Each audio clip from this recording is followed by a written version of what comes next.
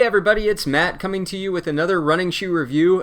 First of all, I just want to say thanks for everybody that watched and liked last week's video where we compared the Saucony Endorphin Pro and the Nike Alpha Fly. We had a lot of great comments and questions and had a great conversation down in the comments of that video. And so as somebody that was doing my first running shoe review on this channel, that was definitely heartfelt. Really appreciated you guys tuning in and all of the participation there.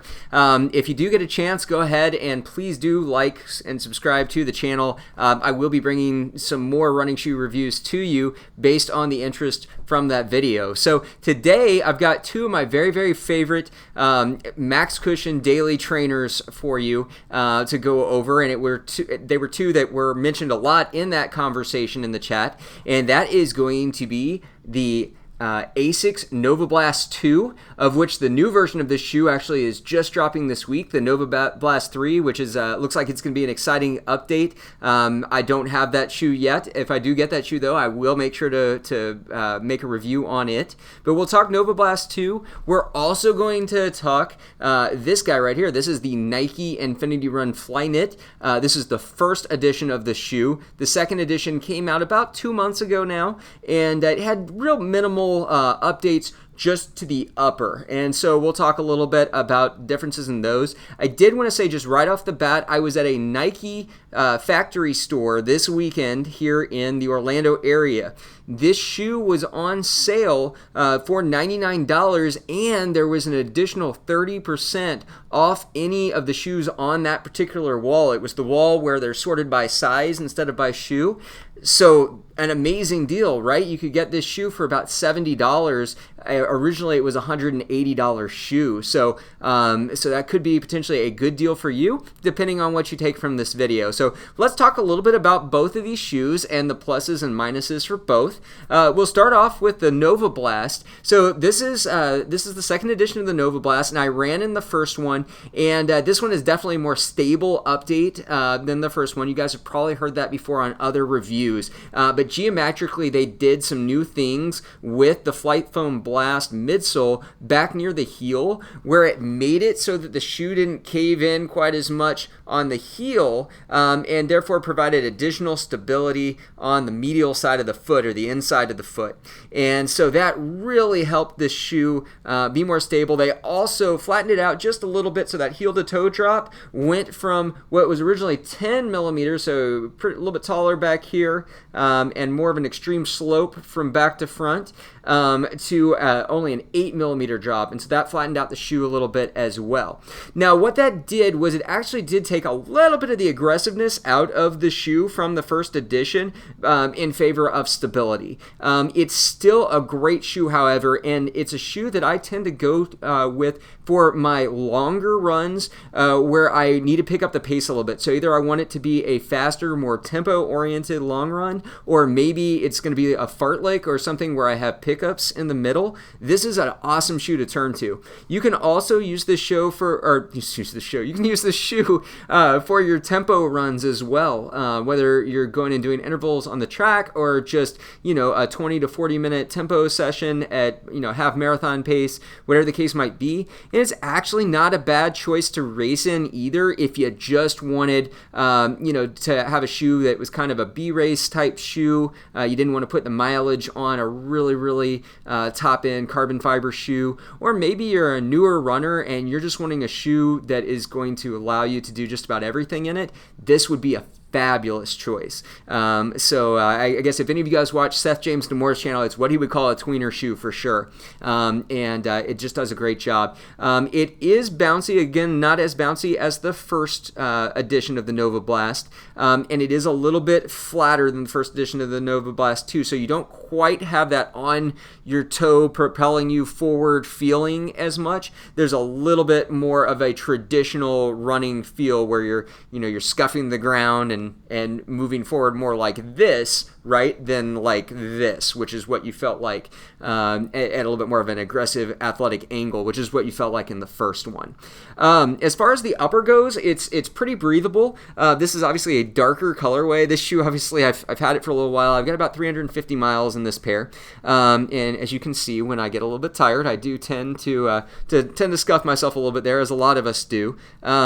but it's really a very accommodating upper, I feel. I think you get a good lockdown on the midfoot, and there's plenty of room in that forefoot, and it's not a super aggressive cut from the lateral side over to the medial side, so there's plenty of room to splay your toes as long as you get the appropriate length shoe. I do recommend always going into a running shoe store first and get your first pair of running shoes from them. Don't just get them to size you, and don't buy something from them, right? But after that, after you kind of know your size and you do your research as to whether shoes run true to fit or not, then you can kind of buy them online at that point in time, right? But this is definitely, for me at least, a true to fit shoe. I wear a size 9. I think it's accommodating for a lot of different foot types. The heel cup or the heel collar is pretty plush. It's also fairly pliable there too, so it will wrap around your Achilles and hold it in. Haven't really had any slipping issues with this shoe. But for those that might have an extremely narrow foot, you might find that there's a little bit more space here in the forefront than you would, or in the forefoot, than you would in maybe a standard shoe that you've worn before, a standard daily trainer that you've worn before.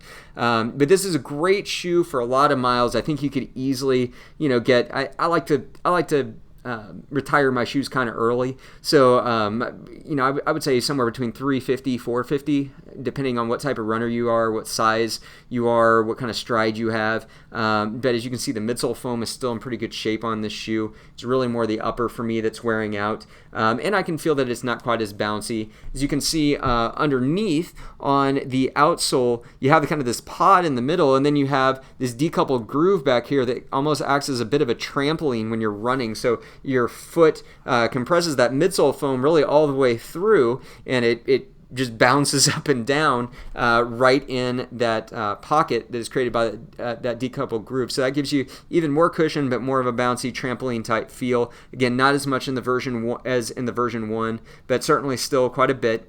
And then this pod here in the forefoot gives you kind of that same feeling on the forefoot as well. You're just bouncing on top of that pod. But it has started to flatten out a little bit over time, and to me that's another sign to say that, hey, this midsole foam just isn't what it used to be anymore, and probably time to retire the shoe before it causes any kind of injuries or things like that. Since I'm running higher mileage, for lower mileage it would probably still be just fine.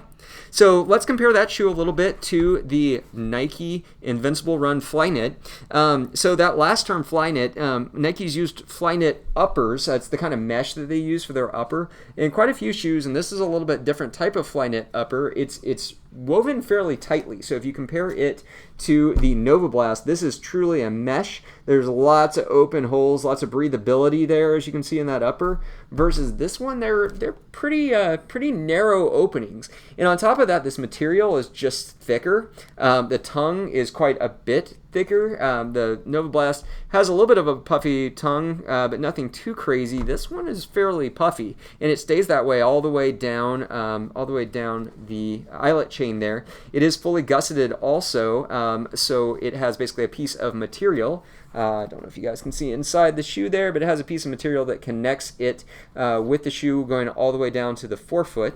The Novablast is partially gusseted, so its gusset starts right about here, but doesn't come up all the way. So to me, that makes for a little bit cooler ride in this one, particularly in hot Florida days. If I ran during the middle of the day, which I typically don't, that would definitely make a huge difference as far as which shoe I chose for that particular day. This is definitely going to be a hotter upper. It's got a much more plush heel collar and also heel counter on the shoe, and that heel counter isn't as pliable either, so you may have a little bit harder time getting that nice cupped feel around your Achilles in this shoe than you do in this shoe. I feel like this shoe, the upper is going to be accommodating for a lot more feet types, not only in the rear foot, but also in the forefoot. So the forefoot of this shoe, as Nike tends to do, the height of the mesh right here, the height of the toe box,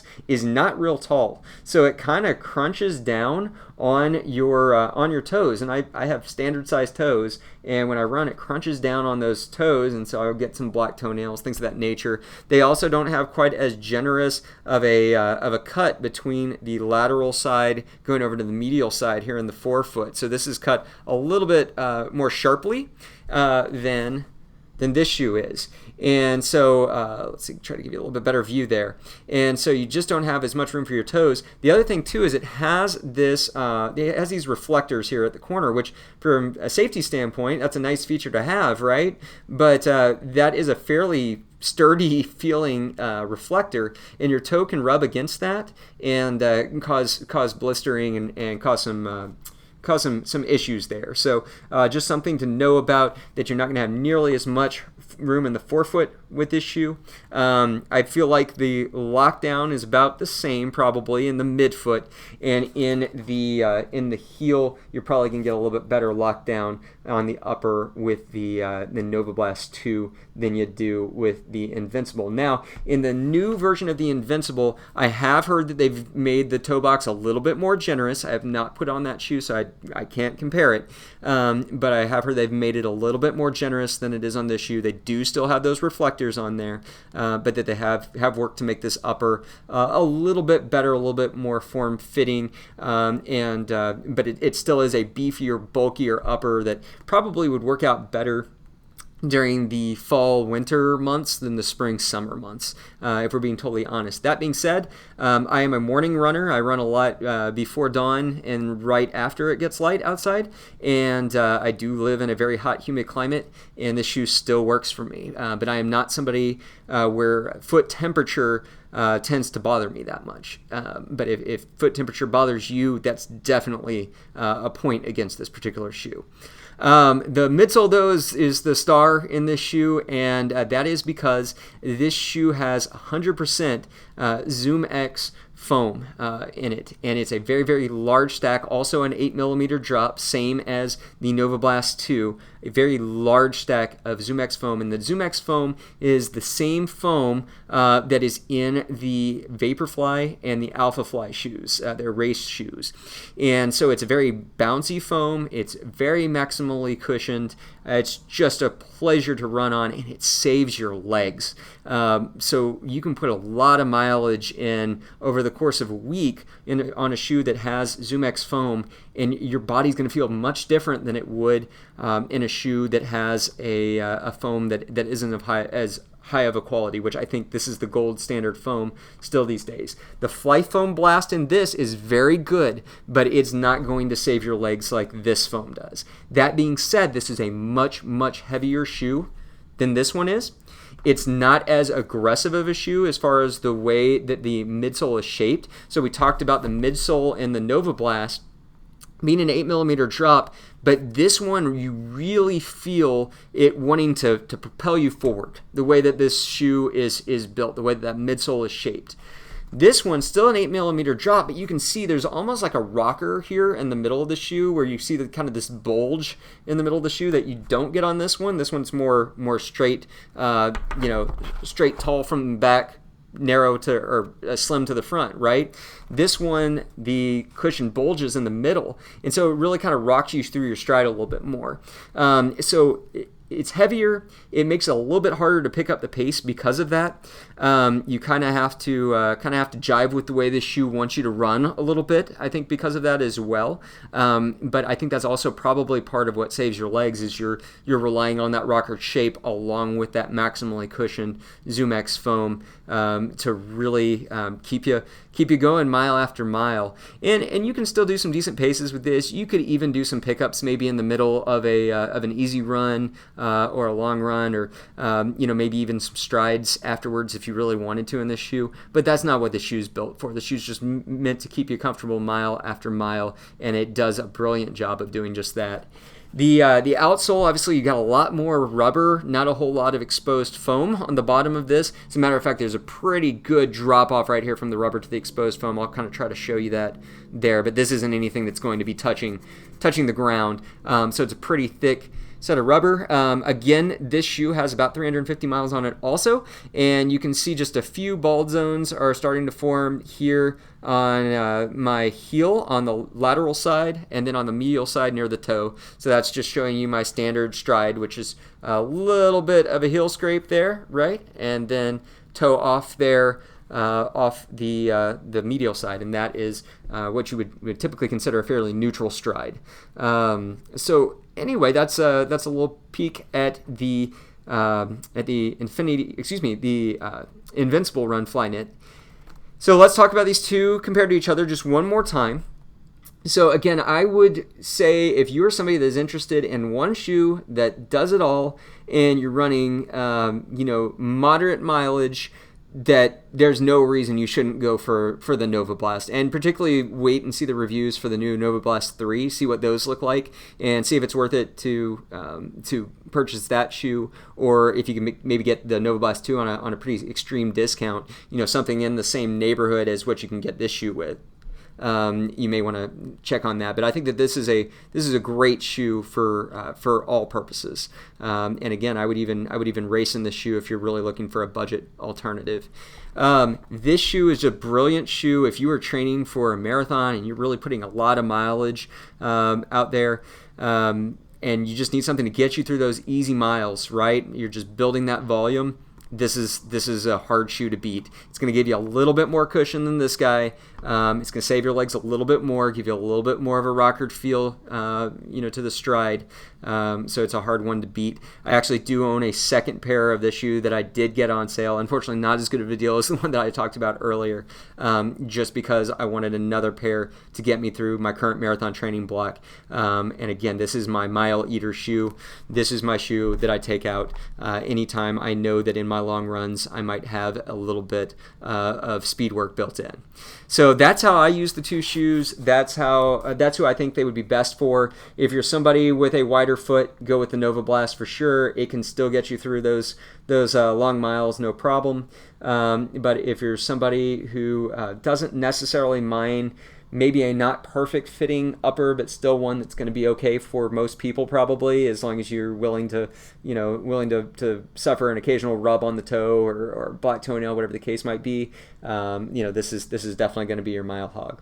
So I hope that helps everybody. I think we'll do another video coming up probably next week. I'm going to compare the Saucony Endorphin Speed 2 with the Saucony Endorphin Pro 3 and talk about kind of the jump between those two shoes. The Endorphin Pro 2 is on sale at a lot of places right now, so it's a great value shoe to get right now. Some people are kind of cool on the 3, the Endorphin the Endorphin Speed 3.